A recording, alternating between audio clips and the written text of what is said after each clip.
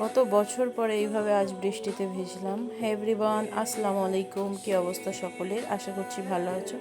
তো সকালটা শুরু হয়ে গেছে আমার। তো সেদিন খাওয়া দাওয়া করে নিচে গিয়ে দেখছি মা খিচুড়ি বানাবে। এখানে দু রকমের ডাল ভিজিয়ে দিয়েছে মা। এখানে আলু পেঁয়াজ যা যা লাগে কেটে নিচ্ছে।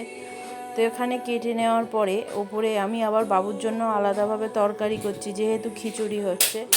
তোর জন্য ডিম আর আলু ভালো করে ভেজে নিলাম। এসে দেখছি ওর পাপা আরও খেলা করছে। তো তারপরে দেখছি বৃষ্টি হচ্ছে। তো ছোটো আম্মা এটা দেখালো। তো তারপরে এখানে দেখো ভিউটা, আমাদের বাড়ির সামনে কত সুন্দর ক্ষেত আছে এবং বৃষ্টি পড়ছে, তার শেষে সুপুরি গাছ আছে। তো দেখো খিচুড়িটাও খুব সুন্দর হয়েছে খেতে।